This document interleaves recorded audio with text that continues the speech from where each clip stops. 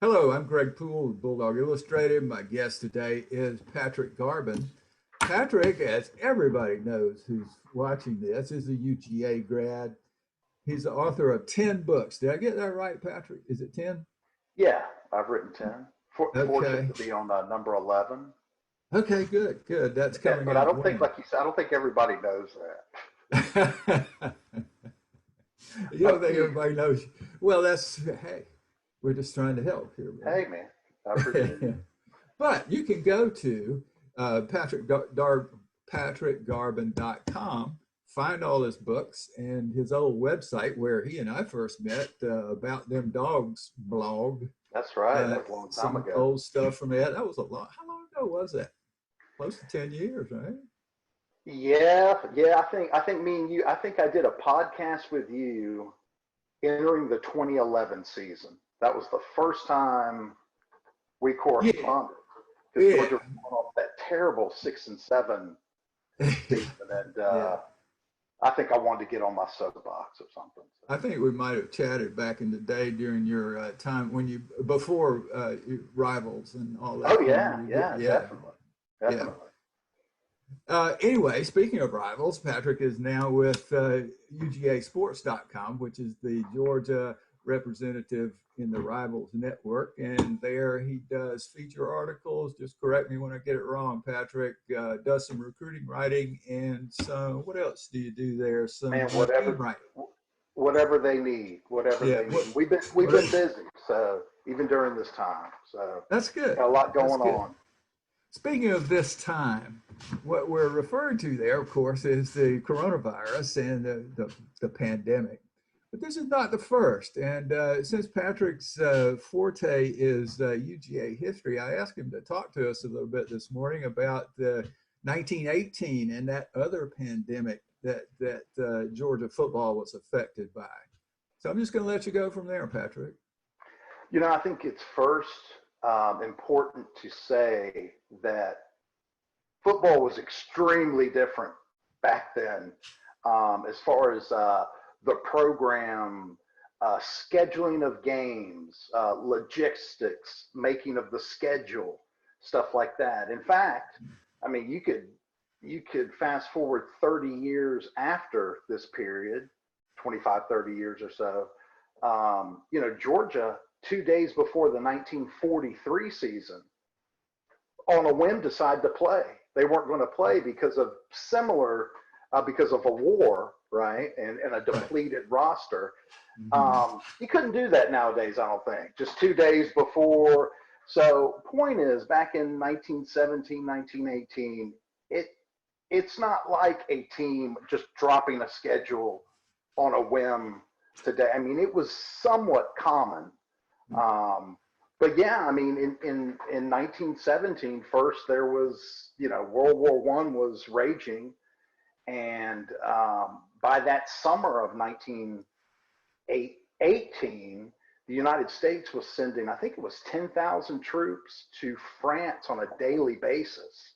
So if you were 18 or older, you were pretty much going off to war.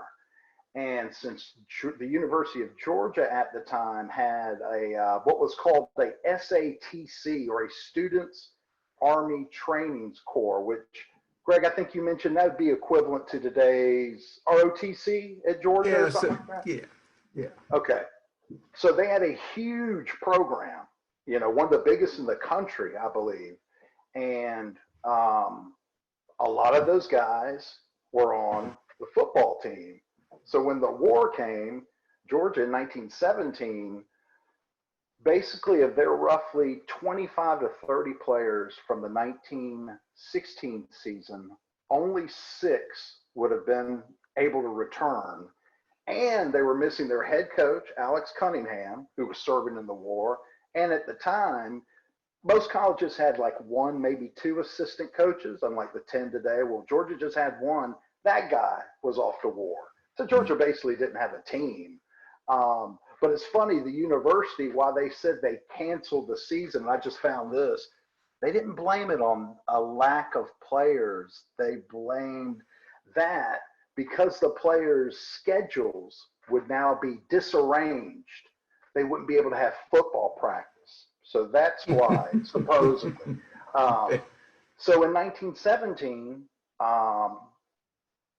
basically just transitioned into 1918, and it was the same situation.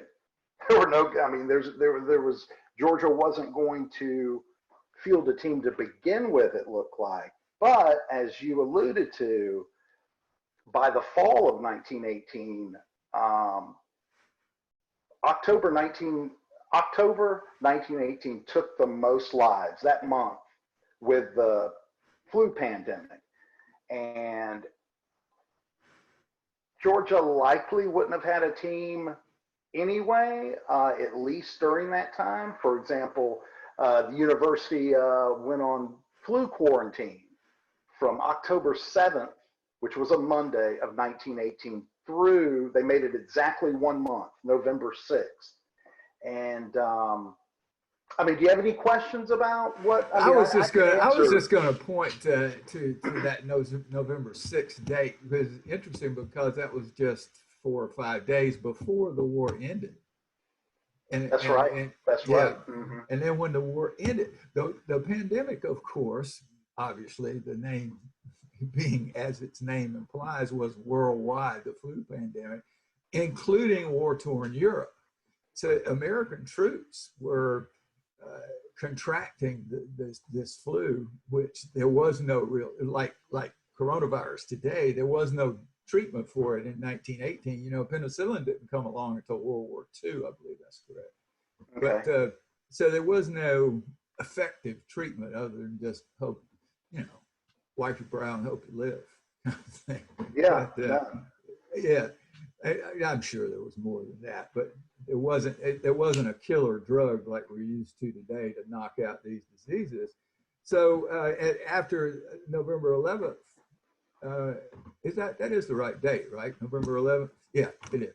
Anyway, the troops started coming home and bringing the virus with them. So even after 1918 and all the problems, they had a recurrence then a month and a half later in 1919 that swept across the country. And I think, if I remember my reading correctly, that may have been the largest wave of the pandemic, which they refer to as a second wave. Yeah, you know, it's interesting because Georgia's enrollment in the fall of 1917 was about 700 students, okay? Mm-hmm. A year later, by 1918, it was just over 1,000, which that's a huge increase to go from 700 to 1,000. Now, by that time, women were starting to trickle in a little bit at the school, but what they say primarily, what it was due to the large increase was that the boys had come back home from World War I, and I'm just getting this out of the university newspaper, more educated minded after being over the seas and wanted to go to the university. And that was a lot. Well, guess what? A lot of those guys had caught the flu, and that's how it was brought into the university system, if you will. I mean, that's what they believe. There was a story about a troop train that left from one of the forts in Kansas, one of the camps there. This was before they went overseas, and came to Hancock, Georgia, which was in Augusta, was the precursor or the predecessor of Fort Gordon, which is there now. But so this train loads up in Kansas and comes 1,000 miles across the United States, stopping, you know, for fuel and water and rest breaks and all this, all the way. Well, it turns out that some of the troops at the Kansas fort already had the virus.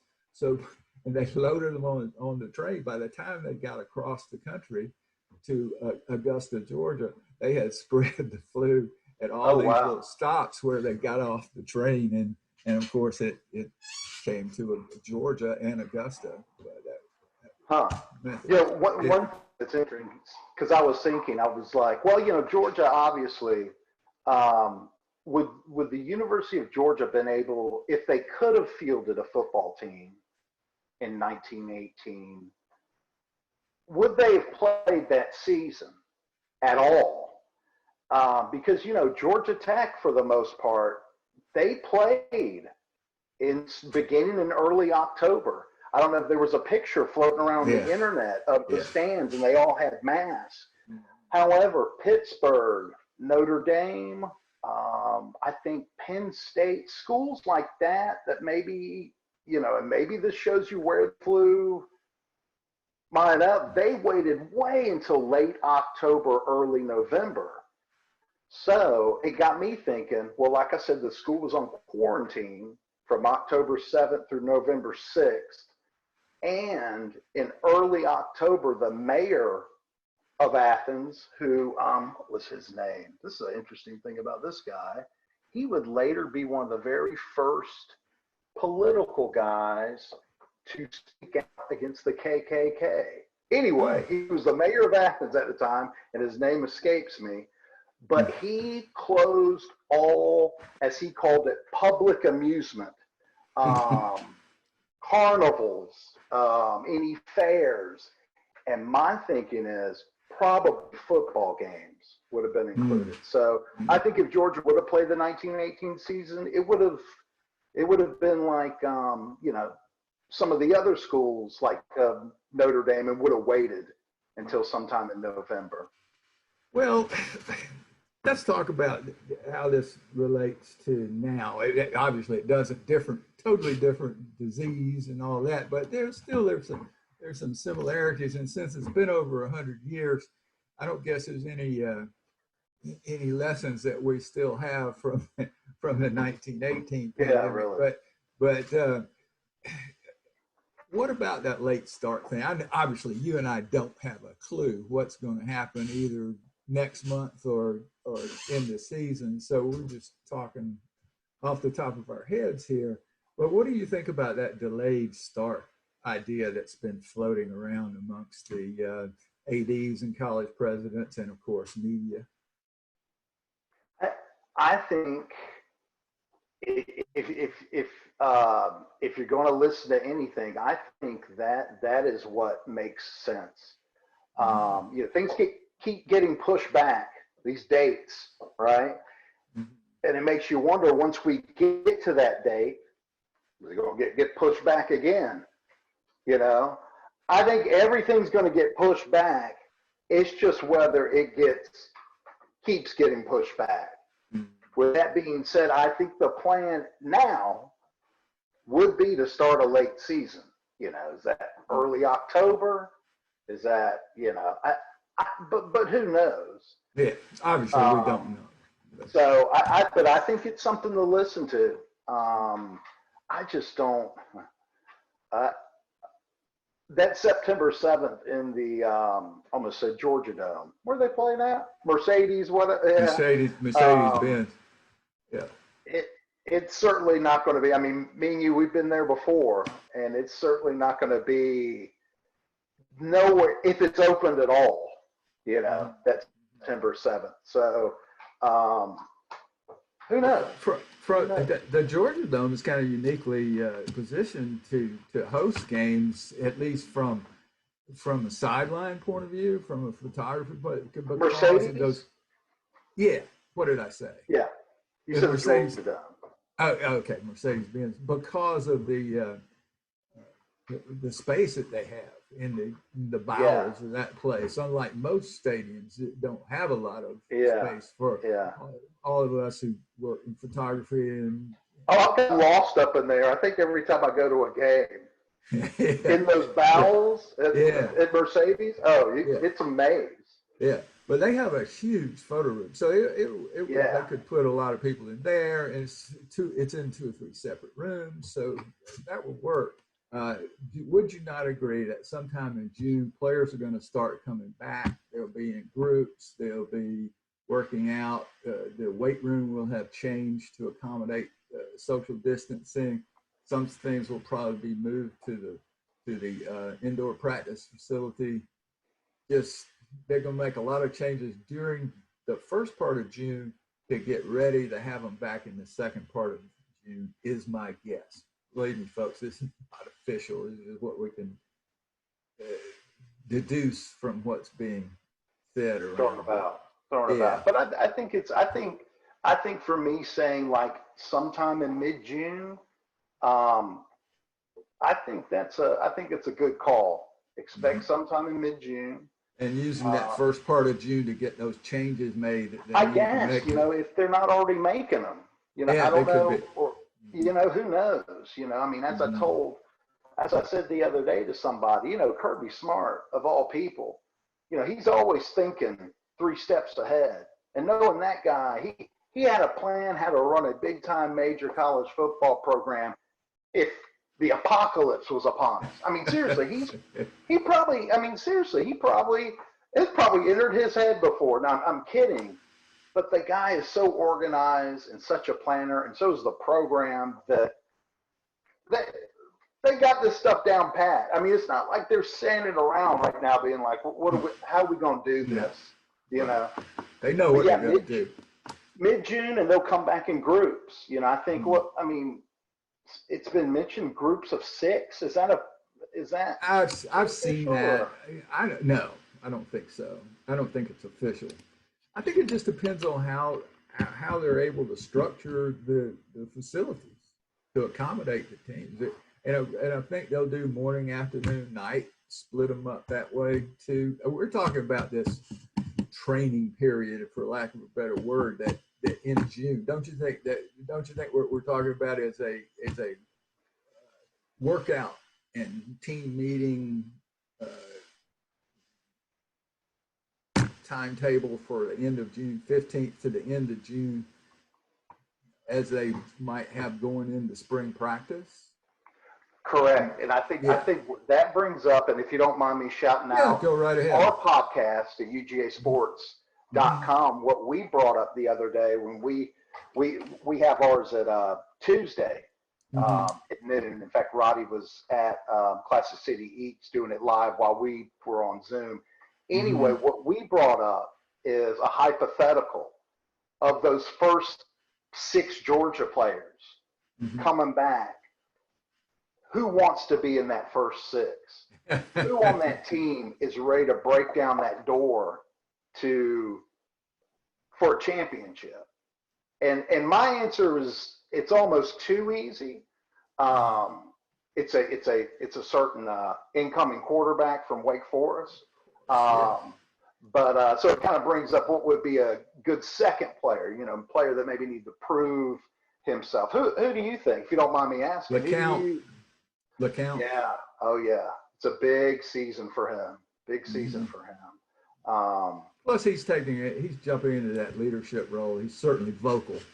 Yeah. Yeah. And You know, I tell you, and we mentioned this, I think this year is going to be a year for leadership in Georgia, which we absolutely. saw in 17.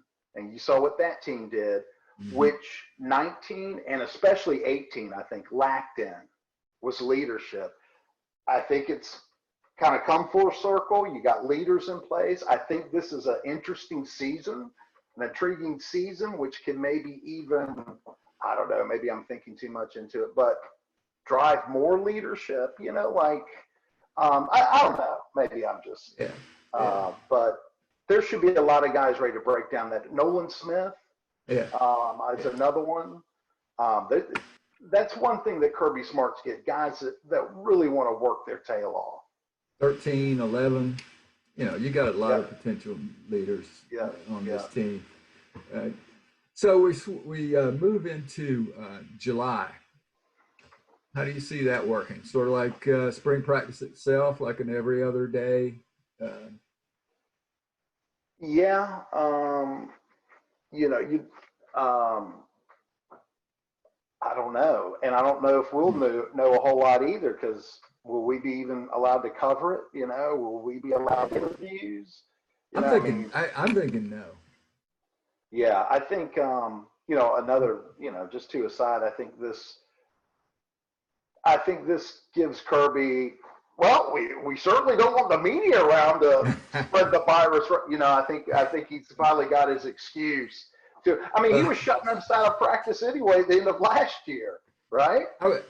yes, that's true. But I was thinking of a little less uh, finger pointing and just saying that that's another group of people that would have to be dealt with in terms of, temperature checks or whatever they're going to do with whoever comes, it's just I'll want to check some of those media members too. it's just going to be much easier to say no, I think. Yeah, exactly. Yeah. Patrick, I really. We're going to have a bunch of these Zoom calls, aren't we? Now that I think about it, I better get used to this. No, seriously, I appreciate you having me, Craig. This has been fun. No problem. Glad to have you. Thanks for all the knowledge, and we will talk to you again soon. All right, brother. I appreciate it. Thanks.